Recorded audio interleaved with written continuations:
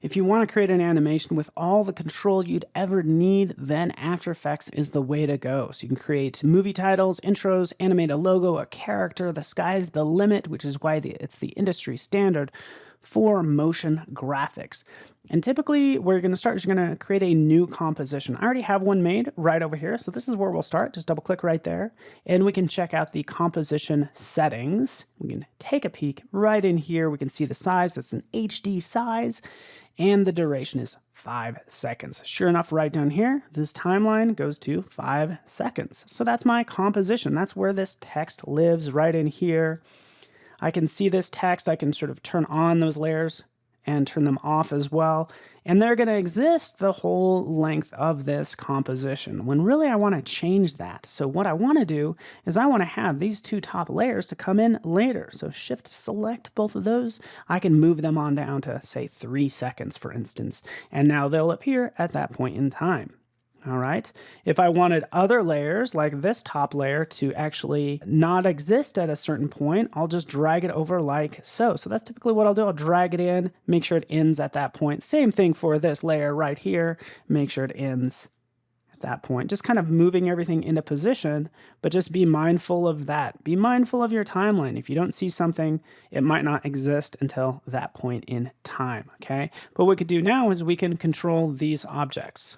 So I'm going to move both of these text layers in, and just so you know, they were just created with the text tool right up here.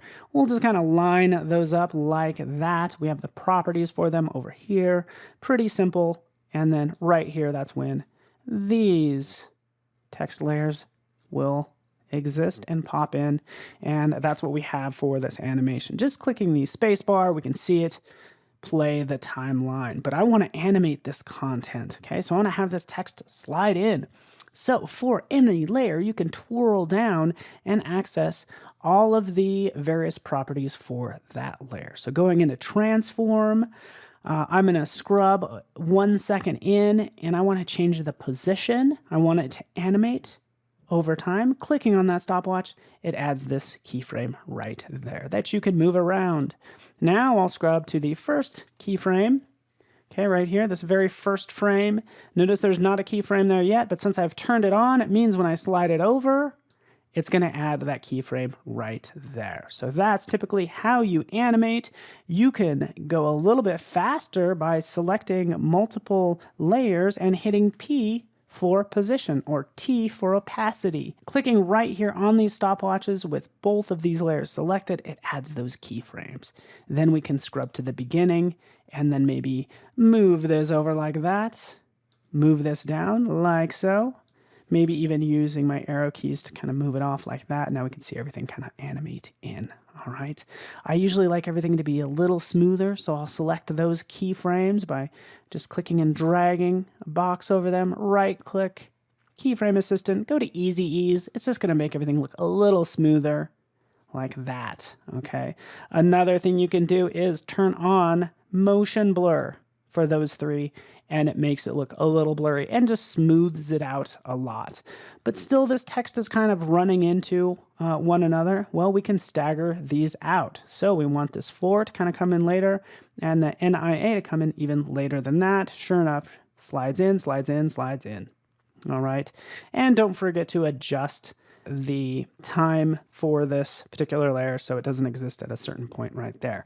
But let's get into animating a new object. This is going to be really fun because what I want to do is I want to create something new right up here. We have shape layers that we can create, and we can use this rectangle tool to add a rectangle. And in this case, I don't want to give it any fill color. So just click OK there, make sure there's a line through it.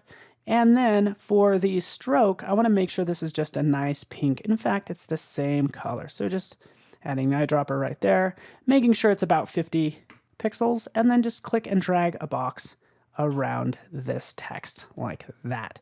It creates this shape layer that has this rectangle in it, right? So there it is. We can see it exist this whole time. I can always use my selection tool and kind of adjust accordingly, maybe move it into position like that. And let's animate this coming into place. Okay, so that's what I'm going to do right over here. we have this lovely rectangle, and you won't see anything in here, but if there's a stopwatch next to it, it means you can animate it. But what I want to do is I want to add something new. There's a number of things you can do in After Effects.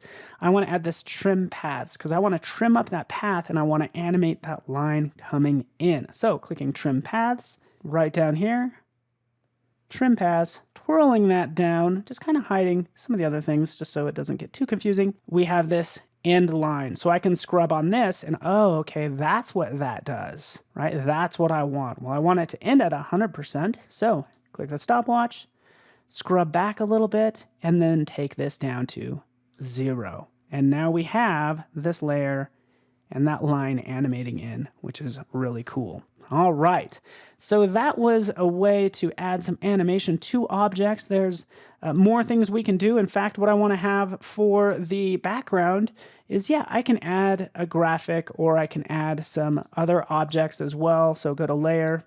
You'll see a number of them, different objects and different things you can add. But actually what I want to do is just add in some video. So I'll actually go out to my desktop. You'll see if you have access to the exercise files and the assets, there's this video folder. Grab whichever video you want. I'm going to go with this one, people riding bikes, dropping it in here, right? Notice how I can drop it right on the timeline. There it is. It appears in my project panel. So I might have things that I'm not using in this composition. I could have more compositions. It's really cool. But people on the bikes, I'm going to put that in the background like so, right? And now we can see how that looks. Fantastic.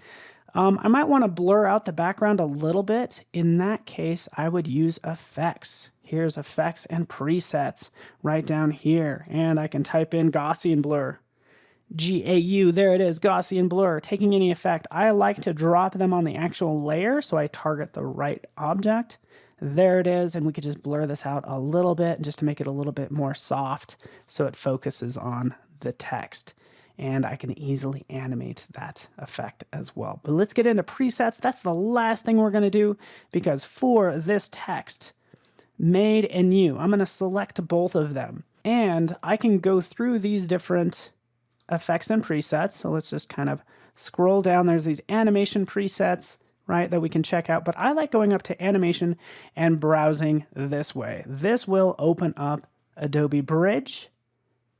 And I can go into text and I'll go into animate in because that's what I want to do with that text using a preset. And I love this because I could actually see what everything looks like and pick the one that I want. In this case, I'll just do fade up characters. I'll just double click on that.